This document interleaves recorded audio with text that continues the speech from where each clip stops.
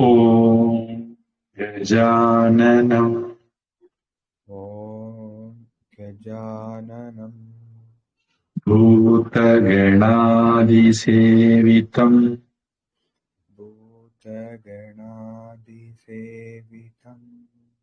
कपित्थजम्बो कपित्थजम्बो फलसारभक्षितम् फलसारभक्षितम् सुतम् उमासुतं शोकविनाशकारणम्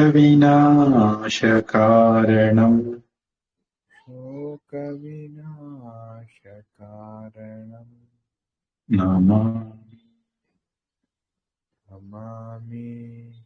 विघ्नेश्वरपादपङ्कजम् विघ्नेश्वरपादपङ्कजम् सरस्वति नमस्तुभ्यम् सरस्वति नमस्तुभ्यं वरदे कामरूपिणी वरदे कामरूपिणी विद्यारम्भं करिष्यामि विद्यारम्भं करिष्यामि सिद्धिर्भवतु मे सदा सिद्धिर्भवतु मे सदा गुरुर्ब्रह्मा गुरुर्विष्णुः गुरुर्ब्रह्मा गुरुर्विष्णुः गुरुर्देवो महेश्वरः गुरुर्देवो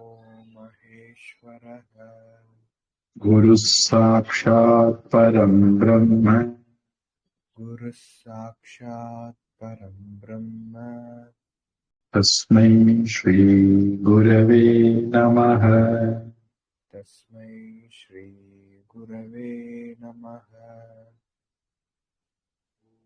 नमः शुक्रबृहस्पतिभ्याम् ॐ नमः शुक्रबृहस्पतिभ्याम्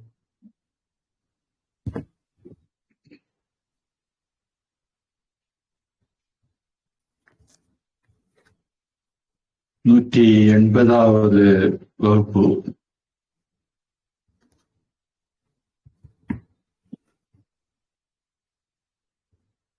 புரட்டாசி மாசம் 30ஆம் தேதி தேய்பிறை, இப்போ ஏகாதசி, மகம்,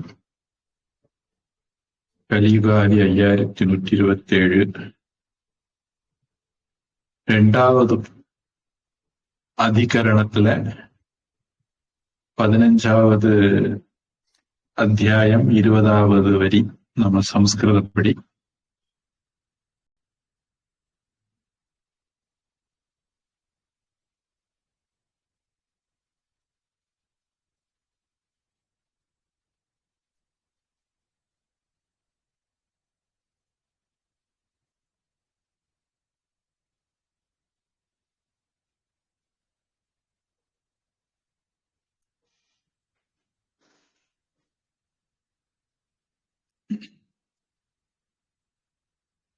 உணவுப் பொருட்கள்ல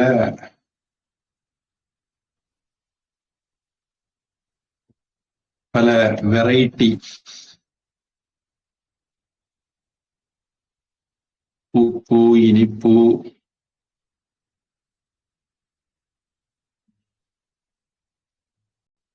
புளிச்சது, பொது 6 சுவை சொல்லுவாங்க. எல்லாமே பூன்னு முடியும். உப்பு, உவர்ப்பு, கசப்பு, புளிப்பு, இனிப்பு, எரிப்பு, அந்த மாதிரி கிட்டத்தட்ட அந்த மாதிரி பிரிக்கிறாங்கன்னு சொல்லலாம். அது மட்டும் இல்ல, கடினமானது, எண்ணெயானது, திரவமானது, அந்த மாதிரியும் விஷயங்களும் மனசுல வச்சிருக்கிறாங்க.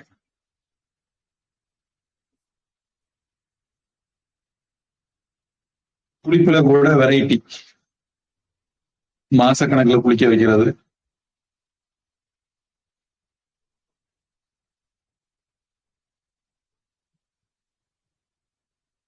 நெல்லிக்காய் மாதிரி புளிப்பு, தயிர் மாதிரி புளிப்பு, அப்படியெல்லாம் பிரிச்சிருக்காங்க. இப்போ எரிப்புன்னு சொல்லலாம். அது மாதிரியான ஒரு டேஸ்ட் அத சொல்ல போறாங்க அந்த 20வது இதுல. பிப்பிலி, பிப்பிலி, மரீச்ச, மரீச்ச, ஸ்பிங்கி பேர, ஸ்ரிங்கி வேர,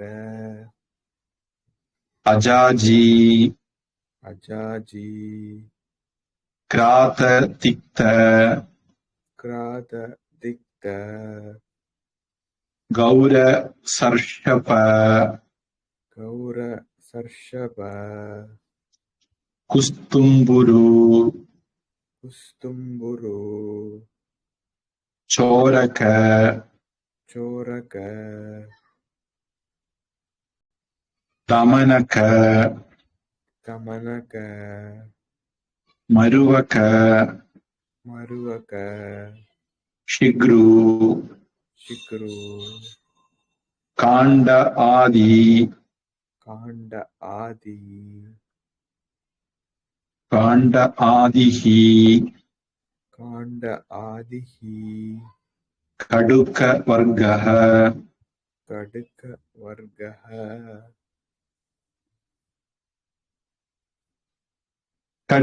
கடுகு மாதிரியான டேஸ்ட் உள்ளது கடுக்க வர்க்ககன்னு சொல்லலாம்.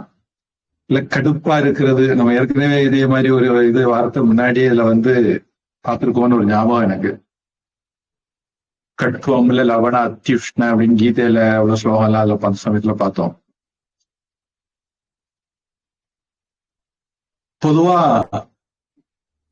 கடுகுல சல்ஃபர் இருக்கு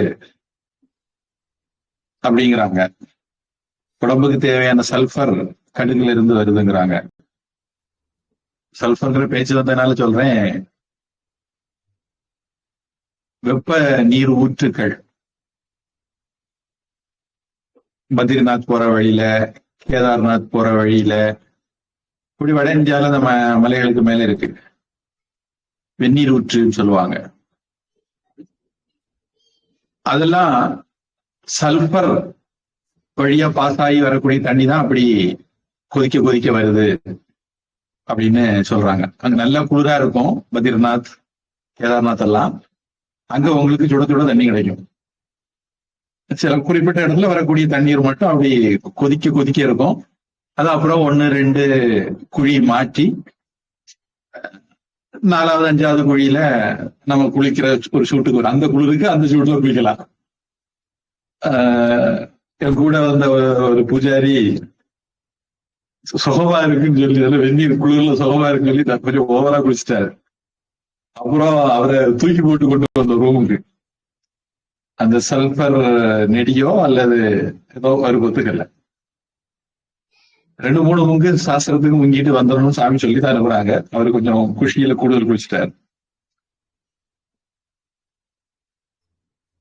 பொதுவா வெந்நீர் ஊற்று, ஜுவாலாமுகி அப்படின்னு ஒரு கோவில் இருக்கு. அங்க தீ வரும்.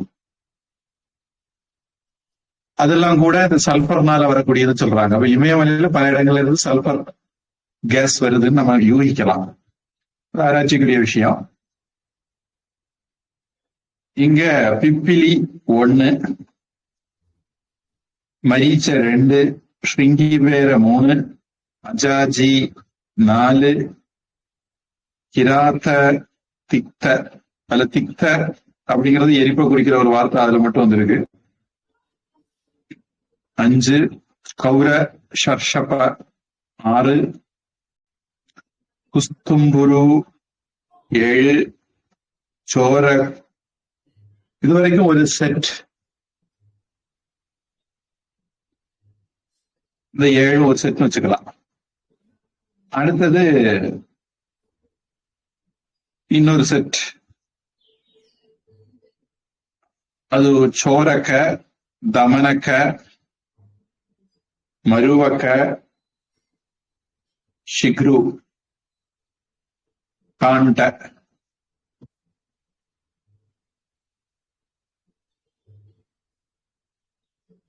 இதெல்லாம் கடுக்க வர்க்கம்னு போட்டிருக்கு.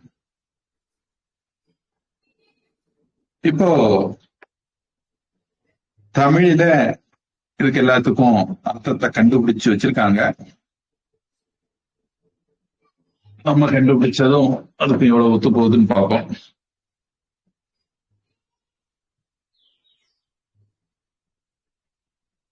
திப்பிலி அப்படிங்கிறது திப்பிலின்னு நம்ம தமிழ்ல சொல்றது.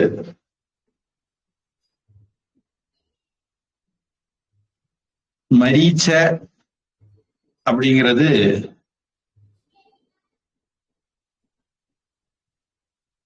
பெப்பர்.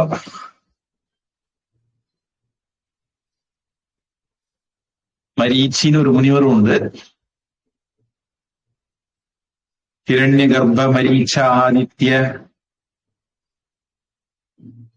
சவித்ரார்க பாஸ்கர். ஓ, அவங்க அதுல வருவாரு. எங்க வருதா யோசிச்சுட்டு இருக்கேன். சூரிய நமஸ்காரத்துல வருதுன்னு தொடக்கம்.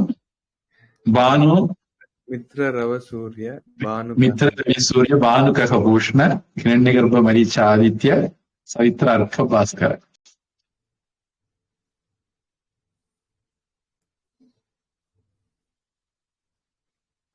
ரொம்ப சூடா இருக்கிறதுனால அவருக்கு மரீச்சன்னு பேருன்னு நினைக்கிறேன்.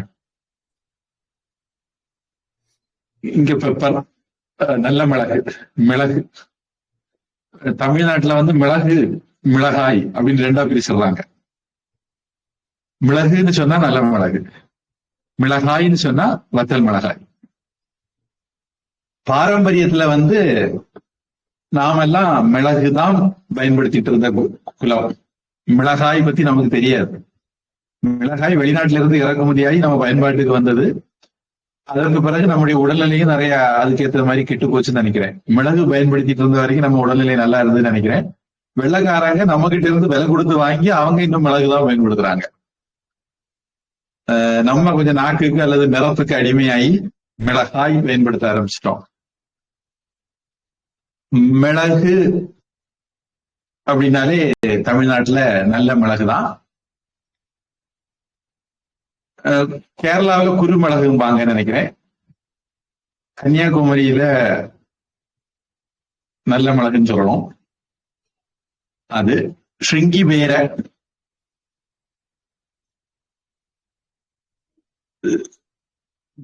ராமாயணத்துல குகன் இருந்த ஊருக்கு பேரு ஸ்ருங்கிவேரம், ஸ்ருங்கிவேரபுரம்னு பேரு. ஆராய்ச்சிக்குரிய விஷயம், ஏன் அதுக்கு அப்படி பேர் வந்ததுன்னு. இங்க ஸ்ருங்கிவேரம்ங்கிறது இஞ்சி, ஜிஞ்சர். அஜாஜி அல்லது ஆஜாஜி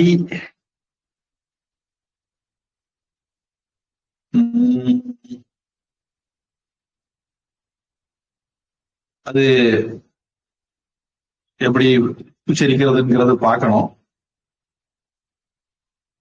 அஜாஜி, அஜாஜி அப்படிங்கிறது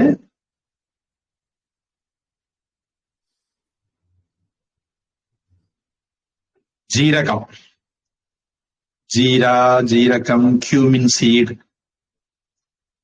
அந்த மாதிரி எல்லாம். கிராத்த திக்த. பொதுவா கிராத்த அப்படின்னா வேடன் அப்படிங்கிற ஒரு அர்த்தம் உண்டு. திக்தன்னா எரிப்புங்கிற மாதிரி அர்த்தம் உண்டு. இங்க கிராத்த திக்தங்கிறது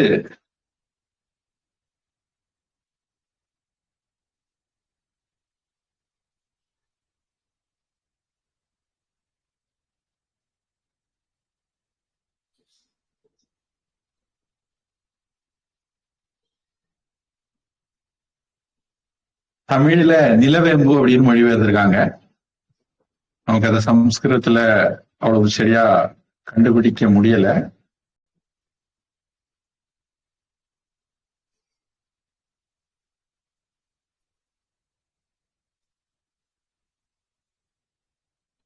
நிலவேம்புங்கிறது நிலவேம்பு கஷாயம். கொரோனா வந்த போதும், கொரோனா சமயத்திலேயே டெங்கு சமயத்திலேயும் தெரியல, நிலவேம்பு கஷாயம் ரொம்ப பிரபலம் ஆச்சுது. நிலவேம்பு அப்படிங்கிறது சில பேரு சொல்றது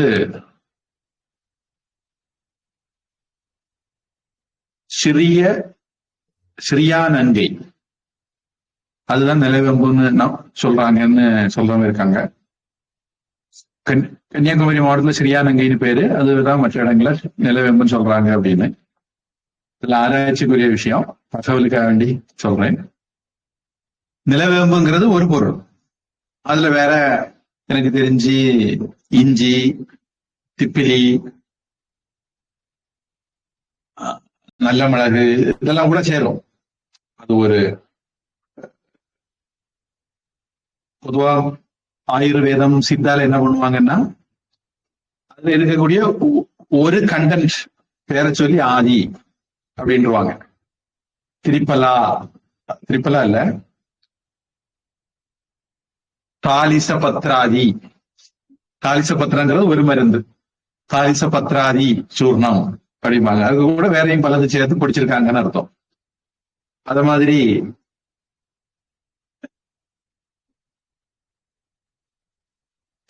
திரிகடு சூர்ணம்,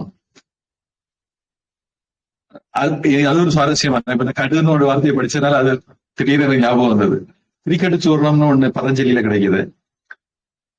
அதாவது கடுவான எரிப்புள்ள 3 பொருட்கள் சேர்த்தது. இஞ்சி, திப்பிலி, நல்ல மிளகுன்னு நினைக்கிறேன். இந்த 3 சேர்ந்ததுக்கு திரிகடு. திரிகடுக்கம் அப்படின்னு தமிழ்ல ஒரு நூலே இருக்குது. இந்த திரிகடுக்கு மருந்து மாதிரி அந்த நூல் நமக்கு நன்மை செய்யக்கூடியதுங்கிறதால அந்த நூலுக்கு திரிகடுக்கும் பேர் வச்சுட்டாங்க. தமிழ்ல அப்படி ஒரு நூலே இருக்குது.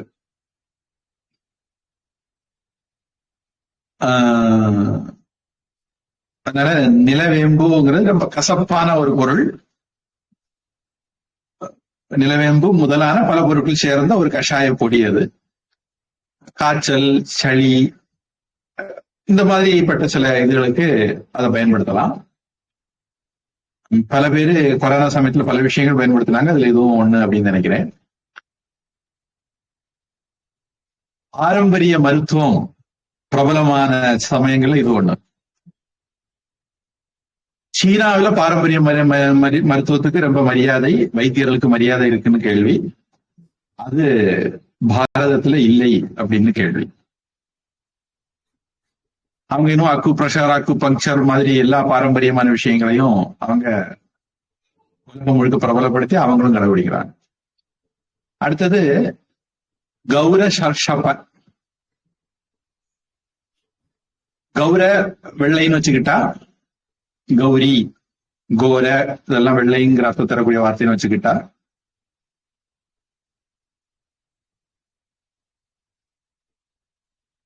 சர்ஷப சர்ஷோங்கா தேல்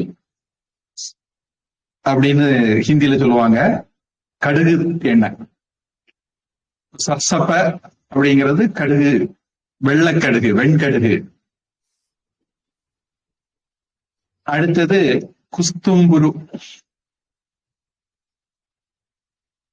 குஸ்தும்புரு மல்லி, கொத்தமல்லி. பொதுவா யாரோ ஒரு ஆளு புதட சமையல்ல சொன்னாங்க, அது ஜீரகம் போட்டிருக்குல்ல, அதனால மிளகாத்தூள் வேண்டாம், ஜீரகத்திலேயே எரிப்பு உண்டு அப்படின்னு ஒரு டயலாக் அடிச்சாங்க. எப்பவும் யாரோ அப்படி ஒரு டயலாக் அடிச்சாங்க. எனக்கு அப்பதான் ஸ்ட்ரைக் ஆச்சு. இப்ப நமக்கு ஜீரகம் வந்தது, அடுத்தது மல்லி.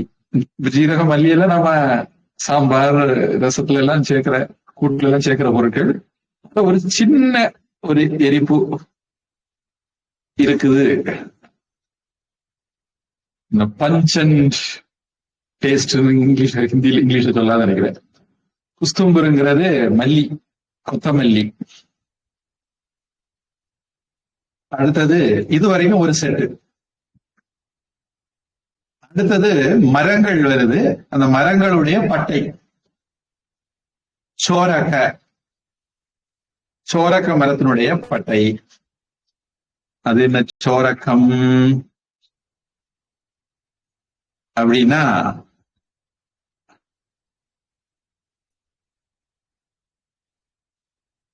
சிக்கிள் ஃப்ரூட் ஃபெனுக்ரீக்.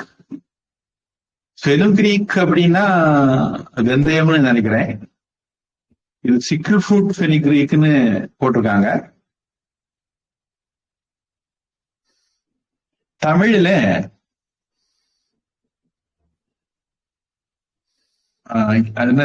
தாவரவியல் பேரு திரிகோனல்லா கோர்னிகுலாட்டா அப்படின்னு பொட்டானிக்கல் நேம் கொடுத்திருக்காங்க. சோரக்கம் தமரக்கம் ரெண்டு மரம் அப்படின்னு கொடுத்து தமிழ்ல தப்பிச்சுக்கிட்டாங்க. அதுக்கு மேல அதை பத்தி தமனக்கம் எ ஃபிராக்ரன்ட் பிளான்ட் அப்படின்னு டிக்ஷனரி சொல்லுது. சோரக்க சிக்கிள் ஃப்ரூட் ஃபெனிக்ரீக், திரிகோனல்லா கோர்னிகுலாட்டா அப்படிங்கிறது பொட்டானிக்கல் நேம். இப்படி ரெண்டு மரம். அடுத்தது மருவாக்க லார்ஜ் தானி ஷ்ரப், பெரிய முள்ளுள்ள குற்றுச்செடி. A species of basil, துளசியினுடைய ஒரு வகை அப்படின்னு நினைக்கிறாங்க. Described as having small leaves and red flowers. சின்ன இலையும் சிவந்த பூவும் உள்ளது, அதா இருக்கலாம். A variety of citron or lime, ஒரு வகை எலுமிச்சை அல்லது மாதுளையா கூட இருக்கலாம். Said to be thorny plant and to bear small fruit, சின்ன பழம் தரக்கூடிய ஒரு செடி. A flower Artemisia vulgaris,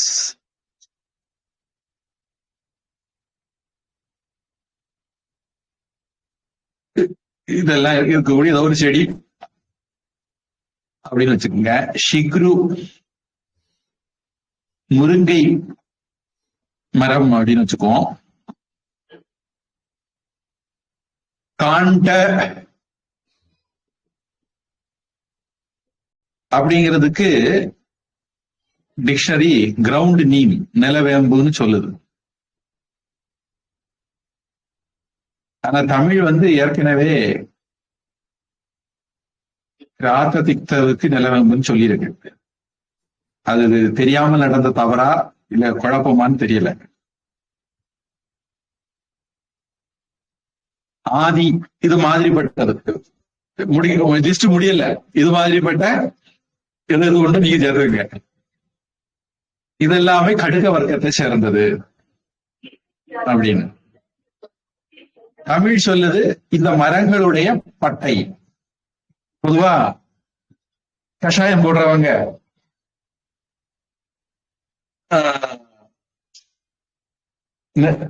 வெத்தலை, பப்பாளி இலை, அப்புறம் வட இந்தியால இன்னொரு குச்சி பயன்படுத்துவாங்க. எனக்கு அங்க ஒரு சின்ன காய்ச்சல் வந்த போது கொரோனாக்கு முன்னாடி எனக்கிட்ட தந்தாங்க. அது நம்ம ஊர் பேர் நான் மறந்துட்டேன், பார்த்து வச்சிருந்தேன் அப்போ, இப்ப மறந்துட்டேன். அது அங்க சகஜமா கிடைக்கும் வட இந்தியாவில. அந்த குச்சியை எல்லாம் போட்டு காய்ச்சி கொடுத்தாங்க.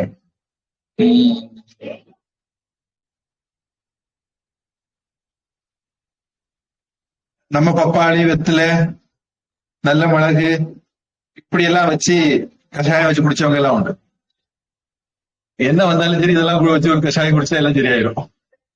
பப்பாளி இலை ரொம்ப பிரபலம் ஆச்சு அந்த சமயத்துல. டெங்கு சமயத்துலயும் அவருக்கு பிரபலம் ஆச்சுன்னு நினைக்கிறேன் பப்பாளி இலை. அப்ப இது மாதிரிப்பட்டதுல நம்ம கணக்குல வச்சுக்கணும்.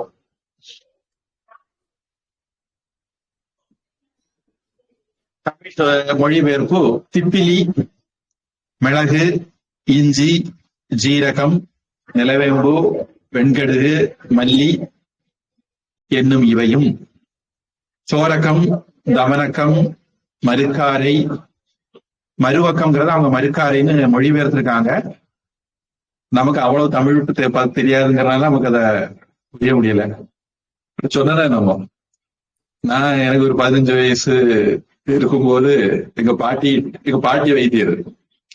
எங்க பாட்டி மண்டையை போட்டா அதுக்கப்புறம் அந்த வைத்தியம் யாருக்கும் தெரியாது. எங்க பாட்டிட்ட யாரும் படிக்கல, அல்லது பாட்டி யாருக்கும் சொல்லிக் கொடுக்கல. அப்போ பாட்டி யாருக்கும் சொல்லிக் கொடுக்க மாட்டாங்க. ஆனா பேரன் கேட்டா சொல்லி தருவாங்க அப்படின்னு சொல்லிட்டு நான் கேட்டு படிச்சிடலாம் அப்படின்ட்டு பாட்டிக்கிட்ட நினைக்கிறேன். இது +2 படிக்கும் போது நினைக்கிறேன், 10th கூட இல்ல, +2 சமயத்துல பாட்டி கிட்ட பிளஸ் 2 முடிச்ச பிறகு பாட்டி கிட்ட கேட்டேன். பாட்டி சொல்லிதானே சம்மதிச்சாங்க, சொல்லி தந்தாங்க. ஏதோ 1 2 சொன்ன உடனே அவங்க என்ன மூலிகை சொன்னாங்கன்னு எனக்கு புரியல, என்ன நோயை சொல்றாங்கன்னு எனக்கு புரியல. அக்கின்னு ஒரு நோய் சொன்னாங்க, அது மட்டும் எல்லாம் ஞாபகம் இருக்கு. அது எனக்கு தலைவாலும் புரியல, அதோட படிக்கிறது நடத்திட்டேன். ஒண்ணு நோய் மூலிகை எதுன்னு புரியணும், இல்ல நோய் புரியணும். ஒண்ணுமே புரியலன்னா என்ன படிக்கிறது? அப்போ நடைமுறை சிக்கல்கள், படிக்கணும்னு நினைச்சா கூட படிக்க முடியாத சூழல். அப்புறம் அவங்க சொல்ற மூலிகைகள் நம்ம ஊர்ல எல்லாம் கிடைக்கணும். இப்ப ஊரு டிரான்ஸ்ஃபார்ம் ஆயிட்டு இருக்கு, கட்டடங்கள் வந்துட்டு இருக்கு, மரங்களை அழிக்கிறாங்க, செடிகளை அழிக்கிறாங்க, முன்ன காலத்த மாதிரி அதை வளர விடுறது இல்ல. அப்ப மூலிகைகள் நம்மளை சுத்தி இருந்தா கூட இருந்து தெரியலைங்கிறது ஒண்ணு, இல்லாமலே போகக்கூடிய காலம் ஆயாச்சுது. இன்னைக்கு நவீன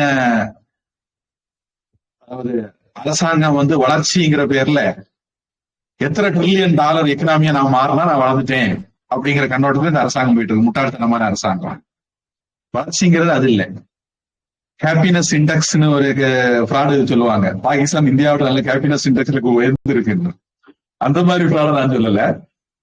மனுஷன் நிம்மதியா இருக்கணும், இருக்கிறத வச்சு வாழணும், வயறார 3 வேளை சாப்பாடு கிடைக்கணும், மற்றவங்களை பார்த்து பயப்படாம வாழணும். இப்படி எல்லாம் வாழ முடிஞ்சதுன்னா அதுதான் ஒரு நிம்மதியான வாழ்க்கை தான் ஹாப்பினஸ் இண்டெக்ஸ்ல உயர்ந்த நாடுன்னு சொல்ல முடியும். நாம எவ்வளவு அணுகுண்டு வச்சிருக்கிறோம், எவ்வளவு ராக்கெட் வச்சிருக்கிறோம், எவ்வளவு $1 trillion தங்கம் வச்சிருக்கிறோம் அல்லது பணம் வச்சிருக்கிறோம், இதெல்லாம் ஒரு நாட்டினுடைய வளர்ச்சியை குறிக்கக்கூடியது இல்லை. அது ஏதோ ஒரு அளவுக்கு அது தேவையா இருக்கலாம். நாம அரக்கர்களோட போட்டி போட முடியாது, அமெரிக்கா மாதிரி ஆசாமிகளோட எல்லாம் போட்டி போட முடியாது. அவன் நம்மள மாதிரி எத்தனையோ மடங்கு உயரத்துல இருக்கிறான். நம்ம அவனை எட்டி பிடிக்கணும்னு முயற்சி பண்ணிட்டு இருக்கிறோம். அது தேவையில்லை. நாம நம்முடைய பாரம்பரியத்தை இழக்காம இருக்கிறது முயற்சி பண்ணா அதான் வெற்றி அப்படின்னு நான் நினைக்கிறேன். அதனால மருங்காரை அப்படிங்கிறது எனக்கு புரியல. முருங்கை என்னும் இவற்றின் பட்டை முதலியவைகளும் காரப்பொருள் வகைகளாம். இதுல முதலியவைகளும் போட்டதுனால சுக்கு, கடுகு முதலியவற்றையும் கொள்ளல் வேண்டும். இஞ்சி அதனால சுக்குன்னு இவர் ஏன் சேர்த்தாருன்னு தெரியல. நான் சொன்ன மாதிரி பப்பாளி இலை, வெத்தலை அதெல்லாம் சேர்த்துக்கலாம். அது மாதிரி காரமான எது வேணாலும் சேர்த்துக்கலாம். ஹீலர் பாஸ்கர்னு ஒரு ஆள் வருது, அவரு சொல்லுவார் வெந்தயம் கசப்புல சேர்த்துக்கணும். அந்த மாதிரி அவருக்குன்னு ஒரு இது வச்சிருக்கிறாரு. அது நல்ல சமையல் தெரிஞ்சவங்க, நாக்கு நல்லா வேலை செய்யறவங்க அதை அவங்களாவே கண்டுபிடிச்சு இயல்பாகவே கண்டுபிடிச்சிருவாங்க. அவங்களுக்கு அந்த அறிவுக்கும் நம்ம யூகிச்சுக்கலாம். இப்போ ஆங்கிலம் என்ன சொல்லுது பார்ப்போம்.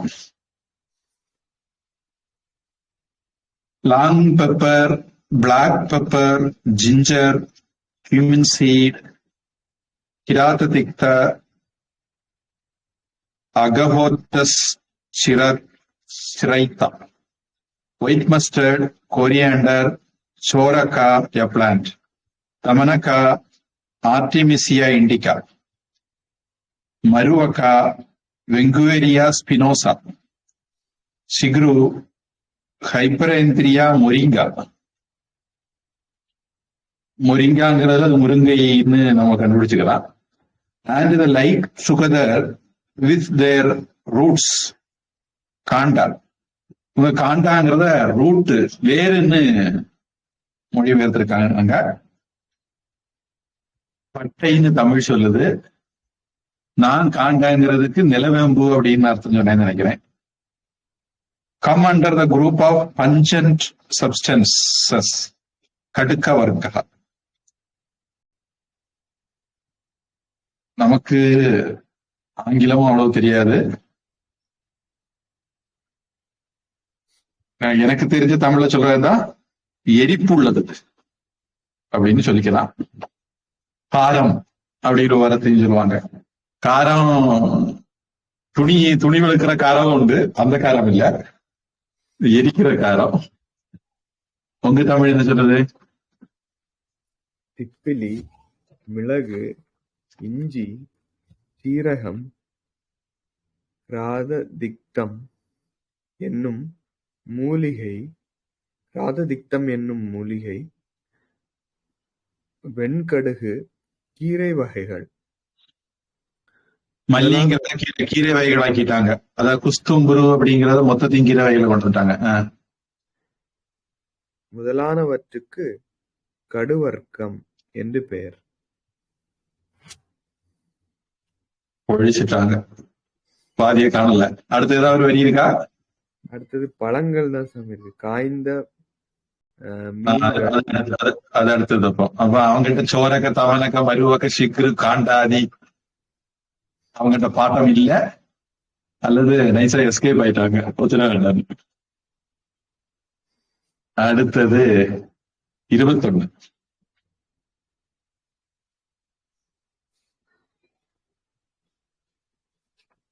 சுஷ்க,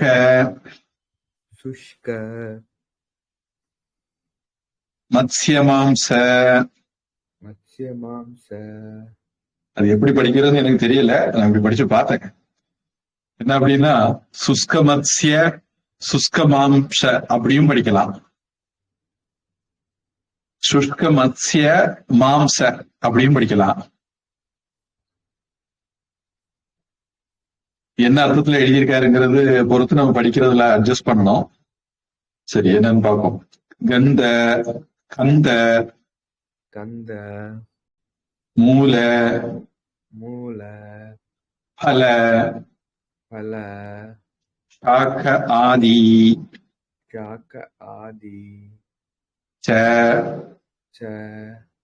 சாக்கவர்கः.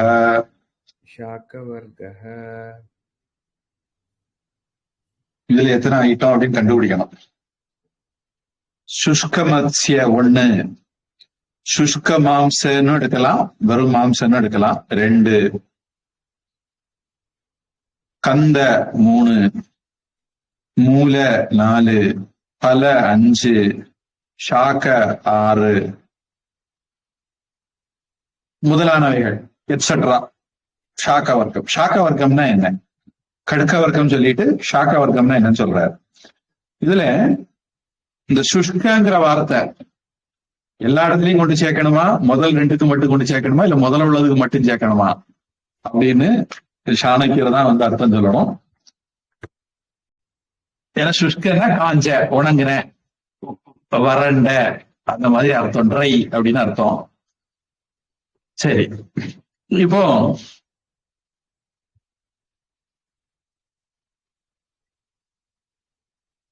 நான் ஒவ்வொரு விதமா சொல்லி பாக்குறேன். சுஷ்க மத்ஸ்ய, சுஷ்க ஒரு கமா போடவும் செய்யலாம். உணங்குனது, வறண்டது, ட்ரை. இப்ப ட்ரை ஃப்ரூட்ஸ் சொல்றோமே, அப்படின்னு அதை ஒரு தனி வெரைட்டியாவும் எடுக்கலாம். என்ன பொறுத்த வரைக்கும் அப்படி எடுத்தா நல்லா இருக்கும்னு நினைக்கிறேன். என்ன பாதாம், பிஸ்தா, வால்நட், அதெல்லாம் இந்த சுஷ்கத்துக்குள்ள கொண்டு வந்தோம்னு வச்சுக்கோங்க, ரொம்ப நல்லா இருக்கும். அடுத்தது மத்ஸ்ய, மீன் வகைகள். அடுத்தது மாம்ச, இறைச்சி வகைகள். கந்த, கிழங்கு வகைகள். இதெல்லாமே ஒரு வெரைட்டி ஆகும், ஒரு பொருள் இல்லை. மாம்சம் ஆடு, மாடு, கோழி. நம்ம ஊர்ல மாடு கிடையாது, நம்ம ஊர்ல குடியே வந்தவங்களால மாடு இருக்குனால அது சொல்லலாம்.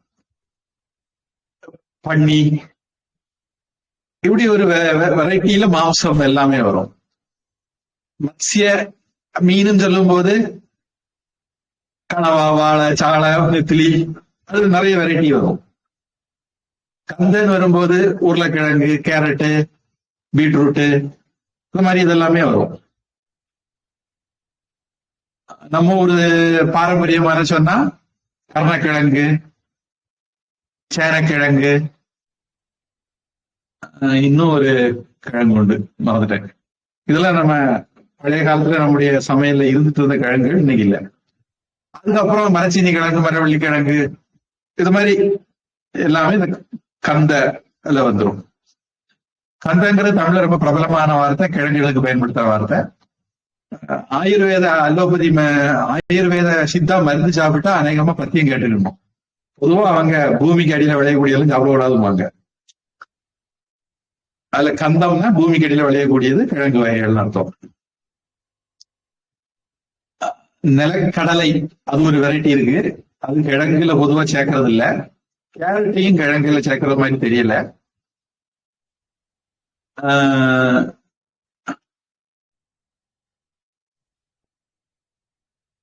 சரி, மூளை. மூளை அப்படிங்கிறது வேறு. இந்த மூளையில நம்ம கண்டிப்பா இதை சேர்க்கலாம், மரவள்ளி கிழங்கு, மரச்சீனி கிழங்கெல்லாம். அது வேறுதான் அப்படி மாறுறது. ஒருவேளை நிலக்கடலையும் அதுல சேர்க்கலாமான்னு தெரியல, அது ஆராய்ச்சிக்குரிய விஷயம். பல பழங்கள், சாக்க காய்கறிகள், அதாவது சாணக்கியரை ரொம்ப கவனமா படிக்கணும். நமக்கு ஒரு பழக்கமா நம்ம ஒரு சொல்லு பயன்படுத்திட்டு இருப்போம், அத அவரு அதுக்குன்னு ஒரு ஸ்பெஷல் அர்த்தத்துல பயன்படுத்துவார். பொதுவா ஷாக்கா அப்படின்னா வெஜிடபிள் அப்படின்னு தான் பிரபலமான யூசேஜ். இவர் இங்க ஷாக்கா வர்க்கன்னு போட்டுக்கிட்டு அது இவ்வளவு பெரிய லிஸ்ட கொண்டு வந்துட்டாரு. சாப்பிடக்கூடிய எல்லாத்தையுமே அந்த லிஸ்ட்ல கொண்டு வந்துட்டாரு. இதுக்கு முன்னாடி சொன்னதே பல விஷயங்கள் சாப்பிடக்கூடியதுதான், இதுலயும் ஒரு லிஸ்ட கொண்டு வந்துக்கிட்டு ஷாக்கா வர்க்கம் அப்படிங்கிற லிஸ்ட்ல நான் இது எல்லாத்தையுமே வச்சிருக்கிறேன் அப்படிங்கிறாரு. சாக்காஹாரி அப்படின்னு வட இந்தியால சொல்லுவாங்க. நம்ம ஊர்ல சைவ சாப்பாடு அப்படின்னு சொல்றதுக்கு, சைவம் சாப்பிடுறவங்க காய்கறிகள் வெஜிடேரியன்ங்கிறதுக்கு ஷாக்காஹாரி, ஷாக்க ஆஹாரி, ஷாக்காஹாரி. அடுத்தது மாம்சாஹாரி, அசைவம் சாப்பிடுறாங்க, நான் வெஜிடேரியன். ஆனா இங்க ஷாக்காங்கிறது அந்த அர்த்தத்துல பயன்படுத்தப்படல. இந்த பட்டியல வரக்கூடிய எல்லாமே அவருக்கு ஷாக்கா அப்படிங்கிற பட்டியலை கீழே கொண்டு வராரு.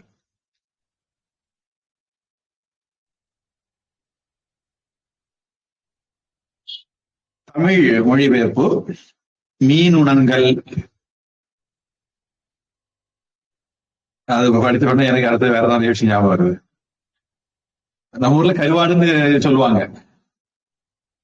மீன் உணங்கல்னு சொல்றத சிம்பிளா கருவாடும்பாங்க. இதுல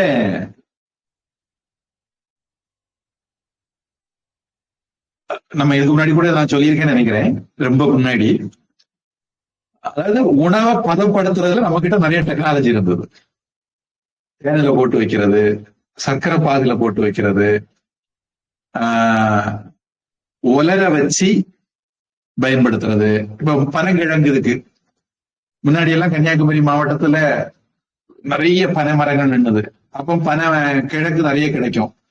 இதெல்லாம் சாப்பிட்டு முடிக்க முடியாது. அப்ப என்ன பண்றது, அதை அவிச்சு அழிப்பாங்கன்னு நினைக்கிறேன், அவிச்சு காய போட்டுருவாங்க. அது பழைய காலத்துல வீட்டுல அந்த அங்கணம்னு இருக்கும். அந்த அங்கணம் சொல்லும் போது இந்த கதை சொன்னேன்னு நினைக்கிறேன். அங்கணத்துல கயிறு கட்டி அதுல காய போட்டுருவாங்க. அப்ப வெயில் போட்டு காயும். அப்புறம் இந்த காஞ்சதை பிறகு எப்ப தேவையோ அப்ப பொடிச்சு மாவாக்கி எடுத்து பயன்படுத்திக்கலாம். இப்ப மீன் நிறைய கிடைக்குது, பயன்படுத்த முடியாது. அப்ப அதை காய வச்சு எப்ப தேவையோ அப்ப எடுத்து பயன்படுத்திக்கலாம். இதே மாதிரி மரச்சீனி கிழங்கு, மரவள்ளி கிழங்குன்னு சொல்லுவாங்க வேற தமிழ்நாட்டு பகுதிகளில். அந்த மரவள்ளி கிழங்கும் அதே மாதிரிதான் உலர வச்சிருப்பாங்க. அப்புறம் தேவைக்கு அதை பொடிச்சு பயன்படுத்திக்கலாம். கிழங்கு புட்டு மாவு அல்லது கிழங்கு மாவு அப்படின்லாம் சொல்றது இந்த மாதிரி உலர வச்சு எடுத்து வர்ற பொடிதான். அதே மாதிரி அரிசி, சோறு நிறைய ஆயிட்டுன்னு வச்சுக்கோங்க. கல்யாண வீட்டுல, சடங்கு வீட்டுல சமைச்சு போட்டாங்க, சாப்பாடு மிச்சம் வந்துட்டுனா அதை போட்டு அரைச்சி கூழாக்கி அதுல வடா போட்டுருவாங்க. இந்த மாதிரி இப்போ வடை, பருப்பு வடை மிஞ்சிச்சுன்னா தமிழ்நாட்டுல அதை சாம்பார்ல போடுவாங்களாம். நம்ம இங்க கன்னியாகுமரி மாவட்டத்துல அல்லது ரசத்திலையும் போடுவாங்க. உளுந்த வடை மிச்சம் வந்துட்டதுன்னா தயிர்ல போட்டுருவாங்க. இதெல்லாமே ஒரு விதமான பதப்படுத்துற முறை அல்லது லைஃப் டைம எக்ஸ்டெண்ட் பண்ற முறை. இன்னொரு விதத்துல அது அதாவது தொடக்கத்துல இப்படி ஆரம்பிச்சு அப்புறம் அதுவே பிராண்ட் ஆயிடுது. தயிர் வடை, இப்ப சாம்பார் வடை, ரச வடைன்னு ஒரு பிராண்ட் ஆயிடுது. அப்ப அது மதிப்பு கூட்டி விற்கிறது அப்படியே ஆயிடுது. இத மாதிரி எந்த ஒரு பொருளையும் வறுத்து வைக்கிறது, பொடிச்சு மாவாக்கி வைக்கிறது, இந்த மாதிரி வைக்கிறது மூலமாக அதனுடைய லைஃப நம்ம படுத்துற முறைக்கு பதப்படுத்துதல் பேர் சொன்னா, இப்படிப்பட்ட முறைகள் நம்ம நாட்டுல பாரம்பரியத்துல நிறைய இருந்தது. முறுக்கா சுட்டு வச்சா கூடுதல் நாள் இருக்கும். அதிரசமா பண்ணி வச்சா பழம் நிறைய வந்துட்டு என்ன பண்றது, பழமா வச்சிருந்தா இருக்காது. ஆனா அதிரசமா பண்ணிட்டா கூடுதல் நாள் வச்சுக்கலாம். இதெல்லாம் சில இண்டிஜினஸ் மெத்தட். இதெல்லாம் ஒரு ரிசர்ச் பண்ணி மீட்டுருவாக்கம் பண்ணணும். நரேந்திர மோடிக்கு அதுக்கெல்லாம் நேரம் இல்லை. ஏன்னா இனி புதுசா வருஷம் பிரம்ம படைச்சு விடணும். அதனால உலர்ந்த இறைச்சி, இந்த சுஷ்கங்கிறத இந்த ரெண்டு கொடியும் கொண்டு தான் இந்த தமிழ் மொழிபெயர்ப்பை சேர்த்திருக்காங்க. என்ன பொறுத்த வரைக்கும் சுஷ்கன் தனியா எடுத்து உலர் திராட்சை, பாதாம், பிஸ்தா, வால்நட்டு, என்ன கிராக்நட்டா ஏதோ ஒன்று சொல்லுவாங்க, மூளை மாதிரி இருக்குமே, வால்நட் தான் சார். அக்ரூட்டா, ஆப்ரிகாட்டா, இது இந்த மாதிரி பட்டது எல்லாமே சுஸ்கன் தனியா ஒரு கவா போட்டு எடுத்து உலர்ந்த பழங்கள் அப்படின்னு நம்ம எடுத்துக்கலாம். ட்ரை ஃப்ரூட்ஸ்ன்னு எடுத்துக்கலாம். அப்புறம் மீன், அது பச்சையா இருந்தா சரி உறந்தா சரி அதையும் சேர்த்துக்கலாம். இறைச்சி பச்சையா இருந்தா சரி உறந்தா சரி அதையும் சேர்த்துக்கலாம். அப்படின்னு அதை பண்ணிதான் நல்லா இருக்கும்னு எனக்கு தோணுது. சரி இருக்கட்டும். ஏன்னா அது இல்லட்டா இனிமேல் கிழங்கு வேற அது கூட எல்லாம் கூட அந்த சுஷ்காவை சேர்க்க முடியாது, சேர்க்க வேண்டிய அவசியம் இல்லை.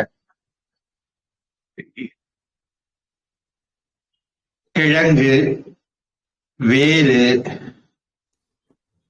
வேருங்கிறது பொதுவா ஆயுர்வேதம் சித்தால வேர் பயன்படுத்துவாங்க. இங்க அந்த வேர் அர்த்தம் இல்லைன்னு நினைக்கிறேன். மரச்சீனி மாதிரிப்பட்டதுன்னு நம்ம புரிச்சுக்கணும். பொதுவா வேர்ல மரச்சீனி கிழங்குன்னு சொல்லிடுவாங்க. கந்த மூல அப்படிங்கிறது ரெண்டு வார்த்தையும் போட்டிருக்காங்க. பொதுவா சன்னியாசிகள் கந்த மூலங்களை சாப்பிட்டு வாழ்ந்தார்கள் அப்படின்னு சொல்லுவாங்க. அவங்க காட்டுல கிடைக்கிறத சாப்பிடுவாங்க. பழம், சருகு, இந்த மாதிரி எது கிடைக்கிறதோ அதை சாப்பிடுவாங்க. காட்டுல வசிக்கக்கூடியவங்க அப்படி சாப்பிடுவாங்கிறது இலக்கியங்களை குறிப்பு பார்க்கிறோம். அப்புறம் ஷாக்கைங்கிறதுக்கு இவங்க கீரை அப்படின்னு மொழிபெயர்த்திருக்காங்க. மீனுணங்கள், உலர்ந்த இறைச்சி, கிழங்கு, வேர், பழம், கீரை முதலியன ஷாக்க வர்க்கங்களாம் அப்படின்னு. இங்கிலீஷ்காரங்க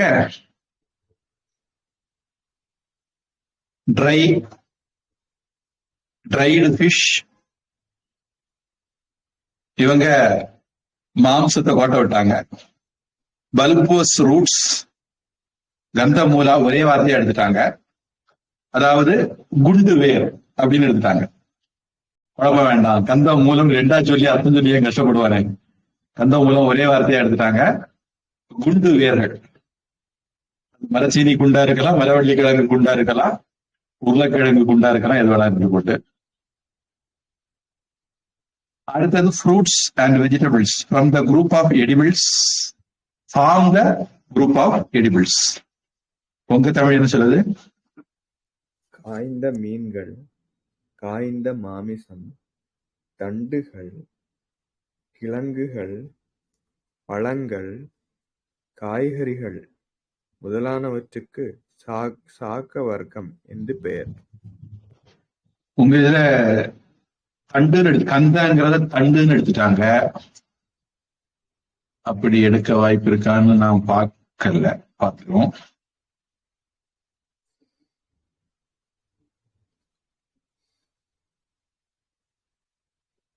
A pulpous or tuberous root. Garlic. நான் நினைக்கிறேன் வெளுத்துள்ளி பூமிக்கு உள்ளது கீழே தான் விளையுதுன்னு நினைக்கிறேன். உள்ளி பூமிக்கு கீழே தான் விளையுதுன்னு நினைக்கிறேன்.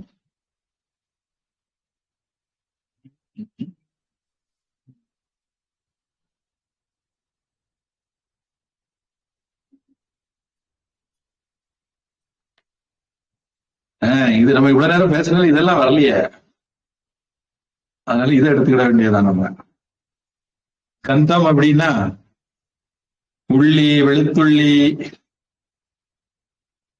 வகைராக்களை நம்ம எடுத்துக்க வேண்டியதுதான். மூலம்னா கிழங்கு வகைராக்களை எடுத்துக்க வேண்டியதுதான். அப்படி கூட சமாளிக்கலாம். இன்னும் பொருள் செறிவு அதிகமாகும், இன்னும் சுவாரஸ்யமான அர்த்தம் கிடைக்கும்.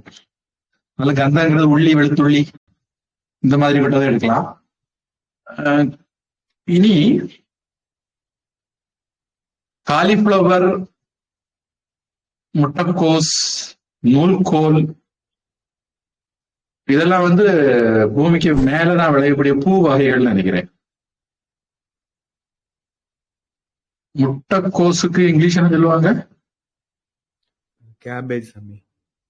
கேபேஜ். காலிஃபிளவர், அதுல ஃபிளவர் இருக்கு. நூல்கோல் ஃபிளவர் மாதிரிதான் இருக்கும், ஒரு பச்சை கலர்ல ஒன்று இருக்கும்ல, காலிஃபிளவர் மாதிரி கொஞ்சம் பொடி பொடி இருக்கும். ப்ரோக்கோல்.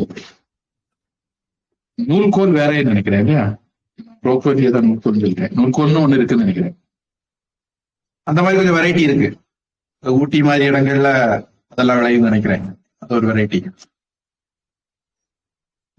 அதனால நம்ம கந்தம்ங்கிறதுக்கு உள்ளி, வெளுத்துள்ளி கூட எடுக்கலாம். அப்படிங்கிறதோட நீங்க தமிழ் படிச்சீங்களா? ஆமா சாமி, தமிழ் படிச்சேன். சரி. அடுத்தது 22.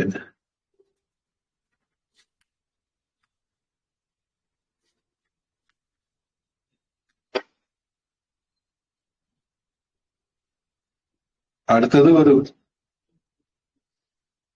அடுத்த 1-2 வரிய படிப்போம். படிச்சுட்டு அடுத்த டாபிக் போவோம் விரும்புற நேரத்துல. 22. ததஹ அர்த்தம்.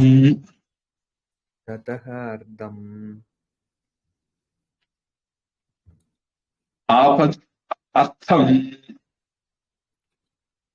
ஆபத்தர்த்தம். முதல் அர்த்தம், அரை, அர்த்தராத்திரி. இரண்டாவது உள்ளது அர்த்தம், பொருள் அல்லது இந்த இடத்துல அதற்காகங்கிற அர்த்தத்துல வருது. ஜானபதானாம் ஸ்தாபயேத் அர்த்தம் உபயுஞ்சீத.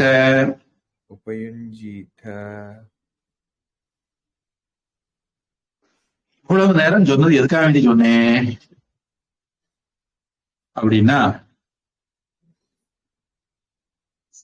அவர் டைரக்டா சொல்லல, இந்த இதுல இருந்து நம்ம யூகிக்கிறோம்.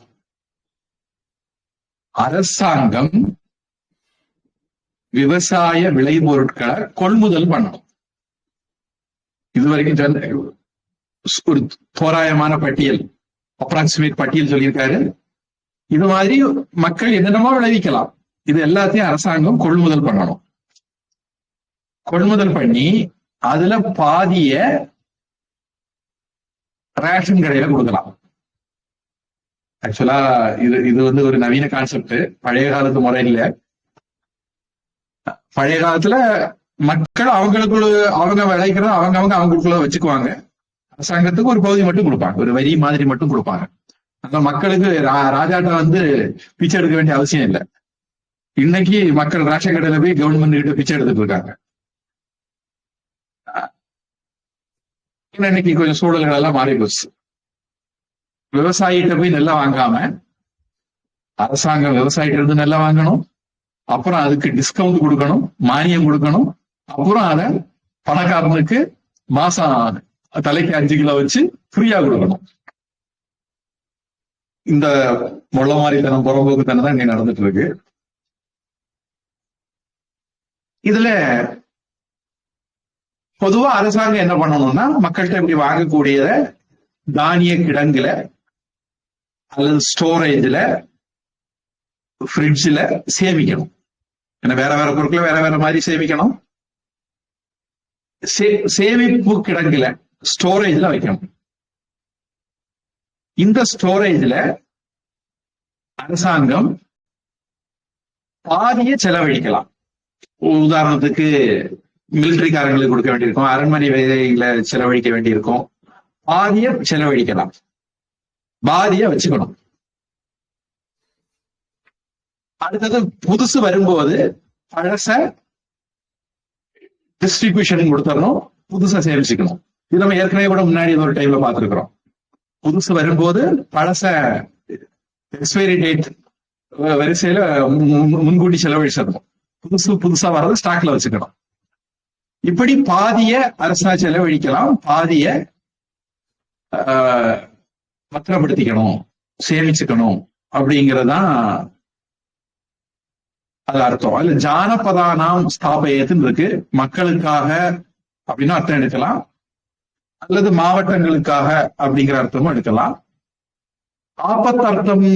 அர்த்தம் ஆபத்துக்காக அப்படின்னு இருக்கு.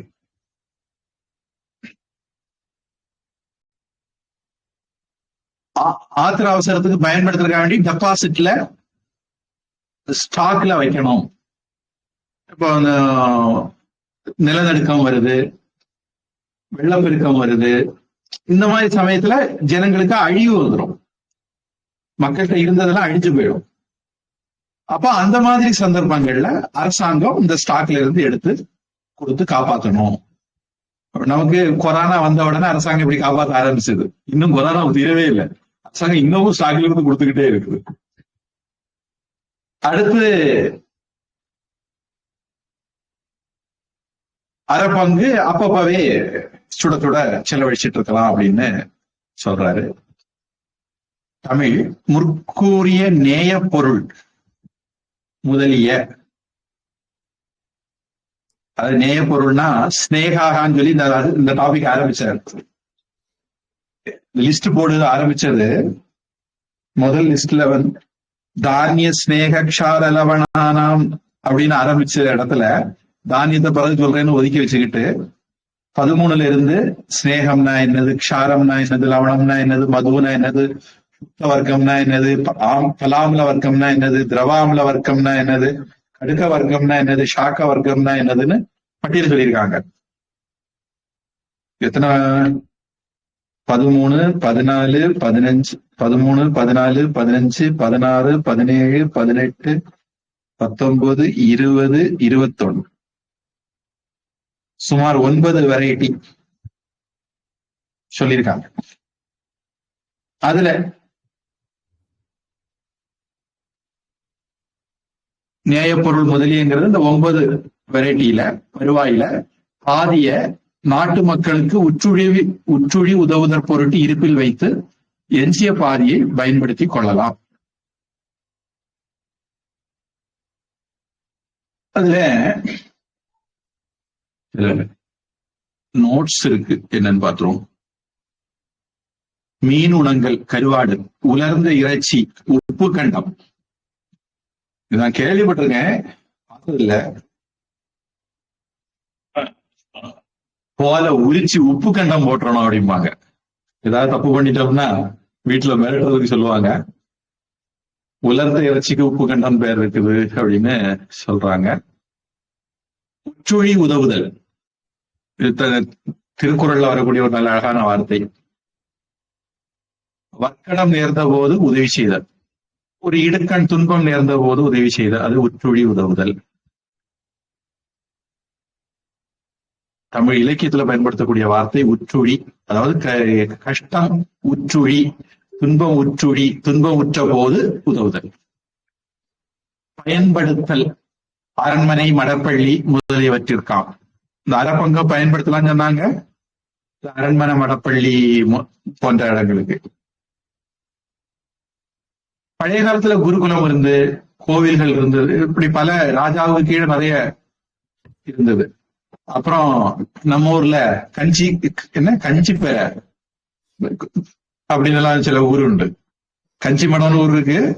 இது மாதிரி இந்த கோட்டார்ல இந்திரா சுரேந்திரன் ஹாஸ்பிட்டல் இருந்து இறங்கி போகும்போது இடது பக்கம் ஒரு இடம் இருக்கு, அதுக்கு கஞ்சிப்பேரைன்னு என்னவோதான் பேர் அந்த இடத்துக்கு. இன்னைக்குள்ளவங்களுக்கு தெரியுதா இல்லையோ, அது நான் அந்த பேர் கேட்டிருக்கிறேன், எனக்கு கரெக்டா சொல்ல வரல. கஞ்சிப்பேரைன்னு நினைக்கிறேன். அதெல்லாம் நம்ம என்ன யூகிக்கலாம், பழைய காலத்துல ராஜா காலத்துல அங்க வந்து கஞ்சி விட்டு தானம் பண்ணியிருக்காங்க அப்படின்னு நம்ம யூகிக்கலாம். அது மாதிரி அபய கேந்திரம் ஒண்ணு ஹிந்து காலேஜ் பக்கத்துல இருக்கு. அது ராஜா முதியோர்களுக்காக வேண்டி அந்த காலத்துல ஒதுக்கி போட்ட இடம். அங்க கல்வெட்டு இருந்திருக்கு. பழைய காலத்துல ராஜாக்கள் இந்த மாதிரி பல காரியங்கள் பண்ணிக்காங்க, அவங்களுக்கு அந்த மாதிரி நிறைய எக்ஸ்பென்ஸ் வரும்.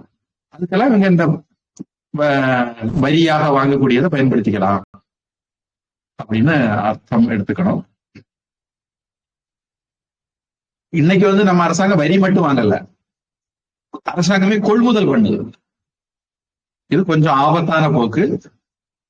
அரசாங்கம் அதை பண்ணுது.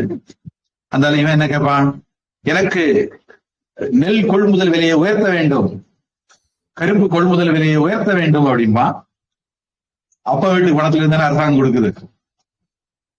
என்ன அப்பா ஸ்டாலின் அவங்க அப்பா வீட்டு பணத்துல இருந்து கொடுக்குறது மாதிரி நினைச்சு இவன் கேட்பான். அவனும் அப்பா வீட்டு பணத்துல இருந்து கொடுக்குறது மாதிரி அதுக்கு என்ன தந்துடுவேன்பா. அதனால கடன் வாங்கிட்டு 500 ரூபாய் கொடுக்க வேண்டிய இடத்துல 100 ரூபாய் கொடுத்துட்டு 400 ரூபாய் அவங்க உருட்டிடுவான். இப்படிதான் இல்ல கோடிக்கணக்குல 70 வருஷமா வாங்காத கடனை 4 வருஷத்துல வாங்கி சாதனை படுத்திருக்காரு திராவிட மாடல் ஆட்சியில. அடுத்து உங்க தமிழ் என்ன சொல்லுது? தானிய கிடங்கில் சேர்ந்த தானியங்களில் பாதியை நாட்டில் எதிர்பாராமல் ஏற்படும் பஞ்சம், போர் முதலான காலங்களுக்கு பயன்பட வேண்டி பாதுகாக்க வைக்க வேண்டும். அப்படி பாதுகாப்பதில் புது தானியங்களை சேர்த்தபடியே அதிலுள்ள பழைய தானியங்களை உபயோகத்துக்கு எடுத்துக்கொள்ள வேண்டும். அந்த வரி நம்ம இனிமேதான் படிக்க போறோம். ஆங்கிலம்.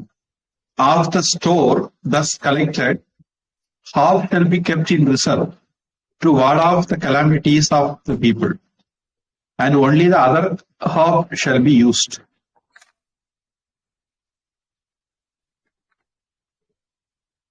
அடுத்தது 23வது வரி.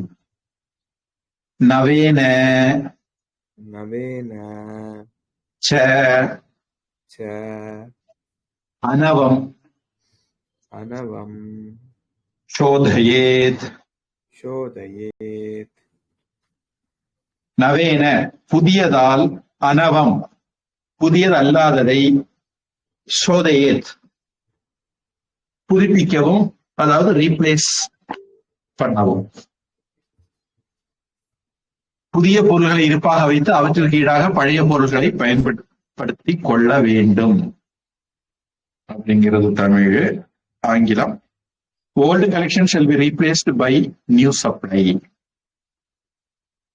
இது வந்து கொஞ்சம் கவனமா பண்ணணும். நான் சொன்னேன் போன தடவை, பாசுமதி அரிசி எல்லாம் பழசம் சொல்லிட்டு தள்ளிடக்கூடாது. பழசாக மதிப்பு கூடுது, அதை பார்த்துட்டு பண்ணோம். உங்க தமிழ் படிச்சிட்டீங்க, சரி. நான் நினைக்கிறேன் அடுத்தது ஒரு பெரிய டாபிக் எல்லாம் கை வைக்கணும். அது நம்ம அடுத்த வகுப்புல பார்ப்போம்.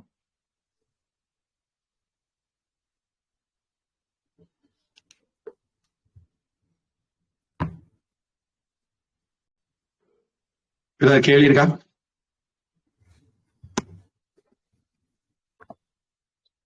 இல்ல சாமி, கேள்வி இல்லை சாமி.